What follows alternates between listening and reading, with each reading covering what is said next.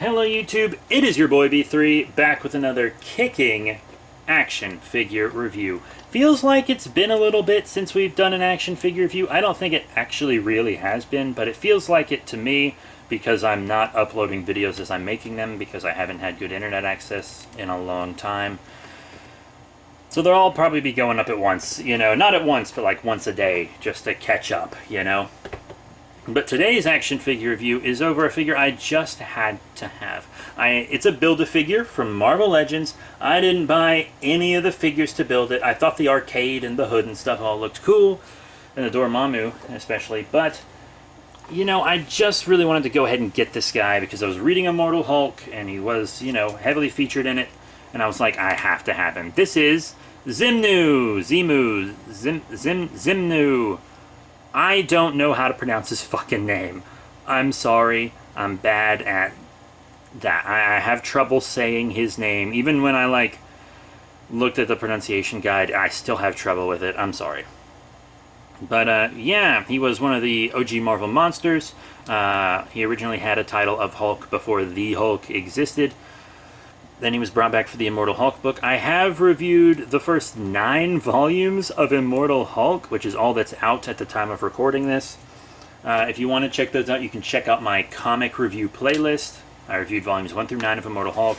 He's in 2 or 3 of them, I believe.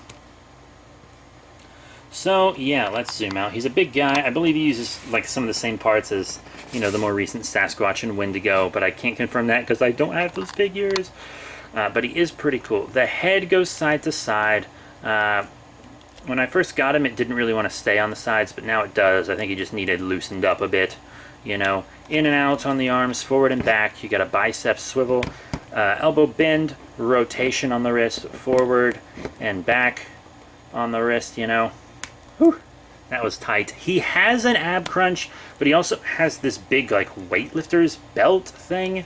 And he doesn't really, like, he can crunch, but he kind of just gets forced back into an erect position. So, In and out on the legs, forward, back. You got a thigh swivel, a double knee bend, very nice actually. You have up and down on his little Muppet feet, of course, and an ankle pivot there as well, but it's not a very good ankle pivot because the hair on the side of the feet does hinder it. He's got peg holes, but he doesn't really need him because he's got these big old wide feet. So yeah, he is kind of just a menacing Muppet character. Detail and paint wise, you know, he's white, but he's got, like, you know, some good shading, like, you know, some bluish, maybe gray shading all over him. You know, just kind of silver on the belt. And the belt isn't symmetrical. It's got like a little battle damage scuffing on here, but it's like clearly sculpted on and not like damaged. See? Like that's clearly sculpted, but it's not on this side. So that's just a nice little interesting detail. He's got a little cap on his brain, big red eyes that'll stare right into your soul. And one really interesting piece of detail and paint are, you know, little modules on his hands. Very cool. Glad they gave him an open hand. No accessories. Lots of Build-A-Figures just don't get accessories, which is fine because it's the size that kind of counts with them, you know. I mean, some do, like Venom Pool had accessories, you know, and that, like, what was it, Filler Hobgoblin from back in the day? Benner Hobgoblin? Filler Hobgoblin? Which one's which? I don't remember. It doesn't matter. So, yeah, now that I've shown you the articulation, detail, and paint, whoa, I am going to give you some size comparisons. Here's Xemnu with, you know, just a couple others from the line. Just some more modern ones as well. Here on the left, we have Spider-Woman in her post-Spider-Verse outfit. I believe I reviewed her forever ago. I think she was part of the Lizard Wave. Hard to remember. That was a while back. But on the right here, Gargoyle, I did review him very recently. He was the last Marvel Legend I reviewed before this guy.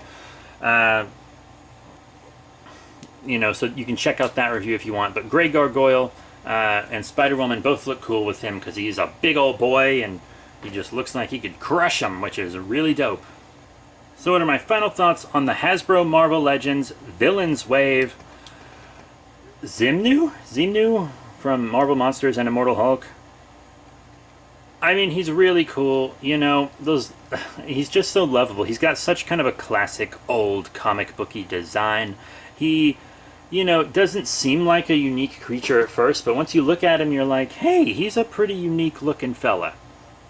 The detail and paint's all really good, despite, you know, some reused parts, I believe. But I mean, like, he has the size he needs, and it is the classic design, not the Immortal Hulk one.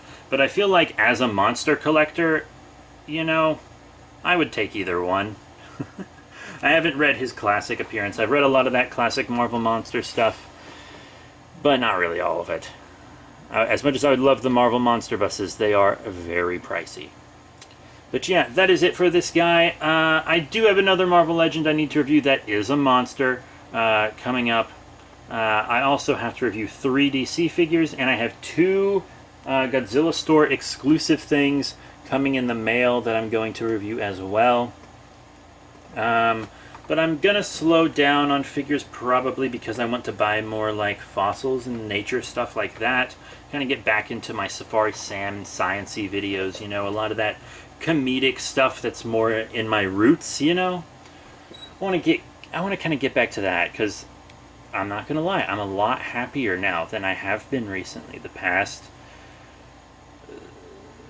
several years have been kind of a shit show for me, you know. But I mean, like, I finally have a job I love that I just got. I'm finally, you know, able to see people more now because I'm vaccinated and I work in the big city. Of course, there is still the Delta variant to worry about and etc. But like, I had a broken rib. It's healed. My book. I'm finally, you know, living my dream and writing and stuff.